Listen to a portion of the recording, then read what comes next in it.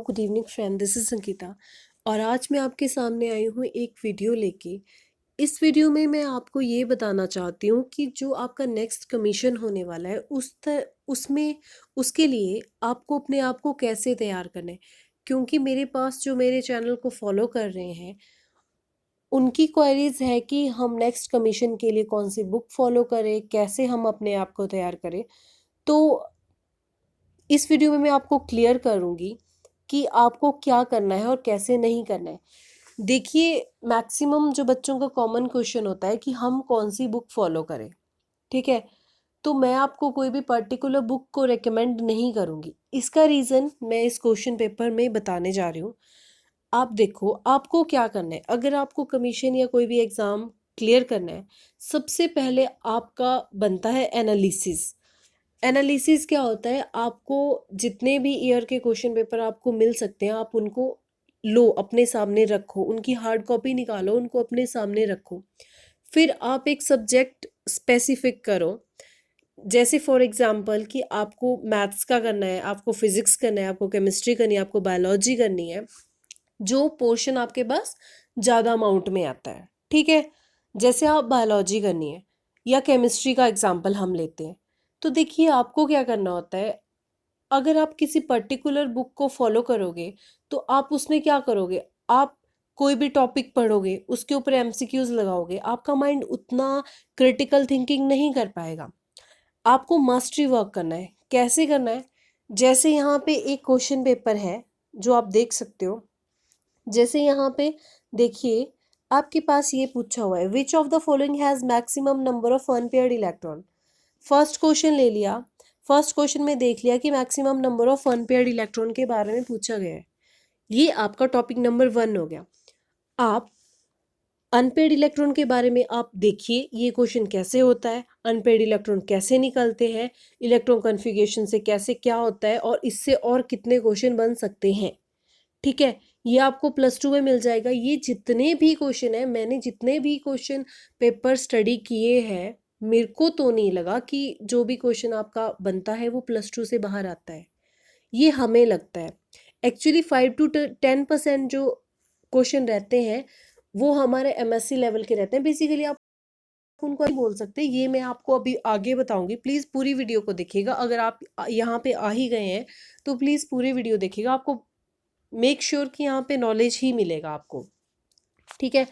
Unpaired electron के बारे में फाइंड आउट करो, उसके ऊपर नोट्स बनाओ, उसके एग्जाम्पल लगाओ, डिफरेंट डिफरेंट एग्जाम्पल लगाओ। फिर आप खुद से क्वेश्चन डेवलप करो कि अच्छा, ये क्वेश्चन ऐसे इसके अनपेड इलेक्ट्रॉन पूछा जाएगा तो मैं कैसे करूँगा। This is topic number 1। आपका दिन भी बर्बाद नहीं हुआ, आपको चीज़ का नॉलेज भी हुआ। नेक्स्ट, जैसे लिखा है the law of Octave was given by. This is conceptual question. ये फैक्ट है, चेंज नहीं हो सकता। देखो, +1 की बुक में दूसरे तीसरे चैप्टर में मिल जाएगा आपको। X2F2 मॉलिक्यूल्स, ऑर्गेनिक केमिस्ट्री का चैप्टर है, दूसरे तीसरे चैप्टर में मिल जाएगा। कहाँ से मेरे को समझ नहीं आती, बच्चों को कहाँ से लगता है कि पेपर का लेवल बहुत ही टिपिकल होता है, ये होता है, वो होता है। हमें जो चीज़ें देखनी चाहिए, हम वो चीज़ें नहीं देख पा रहे हैं। उसके बाद एब्सल्यूट ज़ीरो टेम्परेचर, ये भी देखो।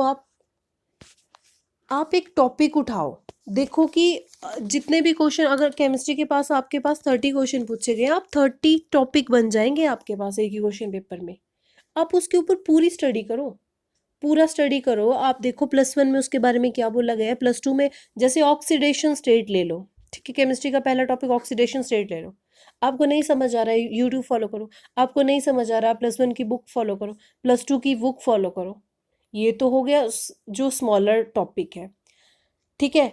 इस तरह से आपके पास कितने, अगर आपके पास 4 क्वेश्चन पेपर भी हैं, तो उसमें अगर एवरेज लेके चले, वैसे तो 30-30 रहते ही हैं, 25 से अबव क्वेश्चन रहते ही हैं।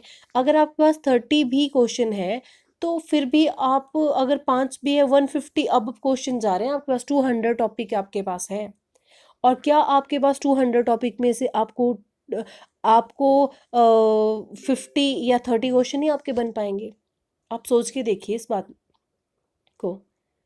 एनसीईआरटी में क्यों रिकमेंड कर रही हूँ, क्योंकि देखिए एनसीईआरटी की हर एक लाइन में क्वेश्चन होता है, वो हमें समझना पड़ता है।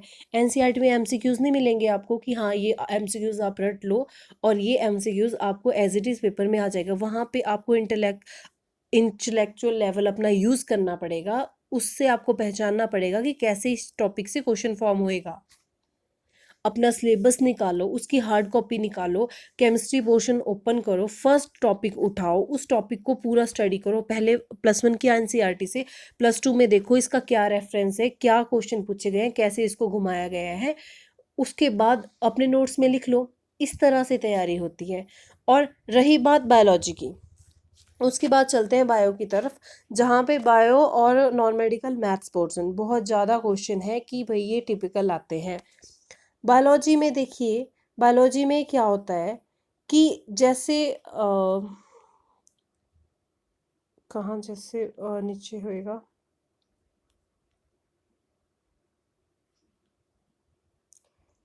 हाँ जैसे यहीं पे है क्वेश्चन आपका, जैसे यहाँ पे दिया है TMV इज, तो भाई एक तो मैं देखो, अब आपके पास सिलेबस है, आपके पास हार्ड कॉपी है, तो देखो आप जो भी टर्म आपके पास दी गई है, जो भी टर्म आपके पास दी गई है, carbonobacteria is a modern name of, तो आप देखो कि बैक्टीरिया के बारे में क्या क्या है, +1 की एनसीईआरटी में कितनी इन्फॉर्मेशन है, +2 की एनसीईआरटी में कितनी इन्फॉर्मेशन है। उसके बाद कुछ एक टॉपिक आपके पास निकल के ऐसे आएंगे जो आपकी एमएससी की बुक में होंगे, एमएससी की बुक में होंगे, वहां से देखो बेसिक इन्फॉर्मेशन वही होगी, वहां पे इलेबोरेट किया होगा, उस टॉपिक को वहां अपने नोट्स में शामिल करो, तो आपका वो टॉपिक कंप्लीट होता है। इस तरह से कंप्लीट करना है किसी एक टॉपिक को, ठीक है। नाइट्री फाइंग बैक्टीरिया आर, ठीक है, इस तरह से देखो बैक्टीरिया के बारे में पूछा गया है फिर से।